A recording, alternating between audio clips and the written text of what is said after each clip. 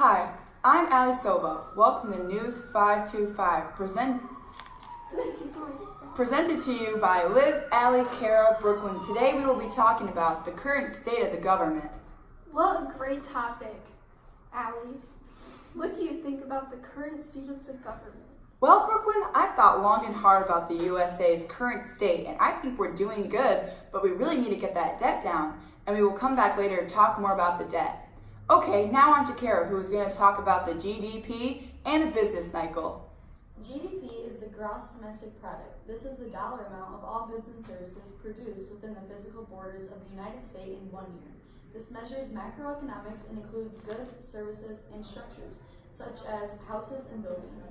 This excludes second-hand sales, intermediate projects, production outside the United States, non-market activities, and illegal activities. The current real GDP is 2.2, which is adjusted by inflation. Without this adjustment, it would be 3.2. This tells us that economic growth is still increasing.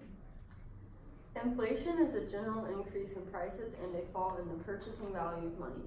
To figure out the inflation rate, use the equation change in price over starting price. The CPI, also known as Consumer Price Index, measures the average change over time in which the price paid by the urban consumers for a market basket of consumer goods and services. When inflation occurs, lenders are hurt by unanticipated inflation because the money they get paid back has less purchasing power than the money they loaned out. Borrowers benefit from this type of inflation because the money they pay back is worth less than the money they borrowed. Unemployment is when a person who is actively searching for employment and are unable to work. There are 5 types of unemployment that I will talk to you about. First is the fictional, which is when a person is between 2 jobs. 2 is structural, that is when it reduces the need for a certain job. 3 is seasonal, when unemployment is due to the changes in seasons and weather. 4 is technology, and this is when a person is replaced by a machine and can no longer work. 5 is cyclical, that is when inflation is nationwide. In my opinion, our world has become more dependent on technology, and many people are worried about it taking over their jobs. This is a big thing for people that work in factories or even in stores due to self-checkout.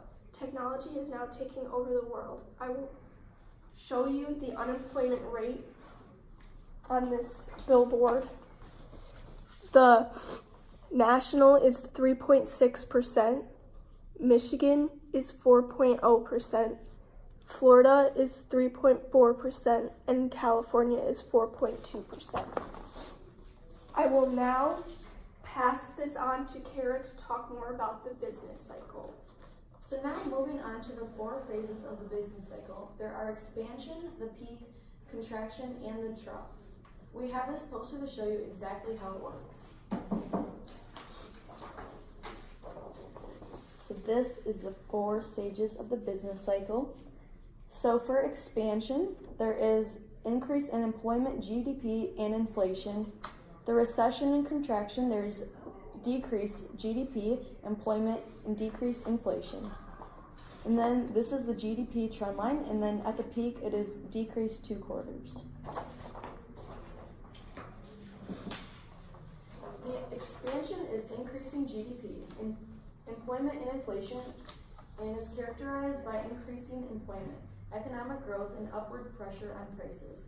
The peak is the highest point of the business cycle. When the economy is producing the maximum allowable output, our employment is most likely above full employment. The contraction is where growth slows and employment declines. The pricing pressures also subside. Lastly, the trough is where the slowing goes away and the economy has hit bottom. So, the next phase of expansion and contraction will emerge from this. During each of these, lots of things are changing. Employment during expansion increases, while during a recession, it decreases. GDP during the expansion is actually decreasing and increases during a recession.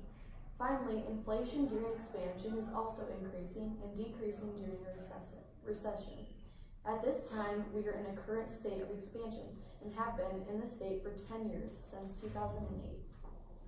Now, on for our break, we are going to be talking about the new Papermate pencil. I'll zoom in a little bit closer so you guys can see the remarkable touch of the way it feels. You can hold it and write it, and you can also erase things with it. It is great for all pencil uses. Thank you for listening to our commercial. This is sponsored. Now, on to the next segment, the debate. When it comes to stabilization policies in our economy, I'm against the monetary policy and for the fiscal policy because it maintains the condition of full employment, economic stability, and stabilizes the rate of growth. The main purpose of fiscal policy is to accelerate the rate of capital formation and investment. Well, unlike you, Liv, I am for the monetary policy and against the fiscal policy because it manages many things such as interest rates, money supply, and functions, and even more, and it is overall very important to the economy. Some advantages of this being decreased interest rates, mortgage fees, increase in investments, cash revenues in banks and monetary basis, and it promotes predictability and transparency. While those are some pros, there are many cons. It does not guarantee economic growth. It takes time to start up, always creates winners and losers. There's always a risk of hyperinflation. It creates technical limitations, can hurt imports, is not localized in supports or value, and can slow down production. Some advantages of fiscal policy are it uses government spending, can direct spending towards areas in need, such as infrastructure and education, and make investments for the future. It also uses balanced budgets that can provide a stimulus without adding to the government budget. While fiscal policy may lead to government deficits and debt, we should look at debt and GDP ratio. As only GDP grows, it can only bring the debt down. It also uses green taxes to discourage polluting activities. See, Liv, those are some good advantages, but have you even thought about the disadvantages? There are knowledgeable problems, such as regarding the current state of the economy and the amount of expansion or contraction needed. The government budget deficits also. Through there's disagreement regarding the extent to which deficit are a problem. Also, time lags are a huge problem, particularly on the front end of the process. And also some crowding out. Extent depends on how close the economy is to full employment though. And also growing the GDP to bring down the debt-GDP ratio can compromise environmental sustainability. So overall, I'm not really sure if the fiscal policy or monetary policy are better, but in my opinion, the monetary policy is. Hi, welcome back to 252 News. And today we're going to be talking about the debt in the USA. So yeah, today is my co-host Brooklyn Reed, and we will be talking about the debt. Yes, so debt is an amount of money owed by a person, and deficit is a status of financial health in which expenditure exceeds revenue. So basically, more money is being spent than coming in. There is a big difference between the two because debt shows how much you owe to someone. While talking about debt, our government is in a large amount of debt. The national debt is $21.97 trillion, and the current amount of deficit is $1.1 trillion. This gives us a sign that some funds need to be cut back to help the debt. Wow, Brooklyn, that's a lot of debt. It is, and it needs to be fixed now. Wow, what about that fiscal policy? Well, the fiscal policy is when a government adjusts its spending levels and tax rates to monitor and influence a nation's economy. This includes helping the debt by adjusting the spending levels. How it leads us into debt is the government spending the money and puts the nation further into debt where we can no longer change anything. Looking at the debt between the two sides of the parties, Republican and Democrat, when Obama was elected for president, we were under $9 trillion of debt. When President George W. Bush took office, our national debt was only $5.768 trillion. So by looking at it side by side, our debt grew when Obama took office. So By that, we need to start having balanced budget goals if we want to decrease our national debt. The total revenue are equal to or greater than the total expenses. We need to start taxing more and spending less money to help our debt. Very interesting. So right now I have a sheet that shows the debt in the United States of America, and right up here it shows the total, and then these are all of the other like certain things that it shows the debt of. So right here we have the military, which is $700 billion that's going to the US's debt, which is 1 trillion, like Brooklyn said before. And the military is also taking up over 57% of our national debt, which is only for unmandatory things. So if we want to take away mandatory things, there's going to be more debt with that. So now I'm going to talk about my plan of what I think would be a good way to get rid of the debt in the USA.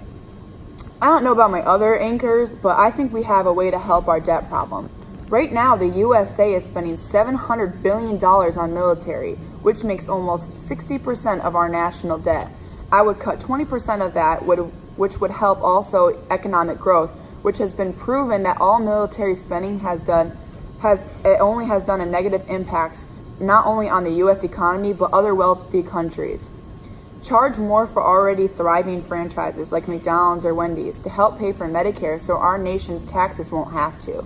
Cutting science by $20 billion won't hurt anyone either.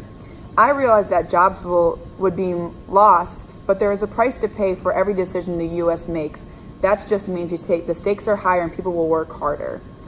I think this is very interesting because not only for the USA, but there are things that I feel like are not very useful anymore to the USA. We've already been to the moon, okay? We have kids dying in other cities of the USA and countries around the world. And if we're spending $30 billion on science when we've already been to the moon and different kind of things, until that becomes an issue, I don't think we should focus on that. Well, wouldn't you say that because the U.S. wants to go to Mars to build a new home on there, why would taking out the space place be a good idea? Well, Brooklyn, interesting as that.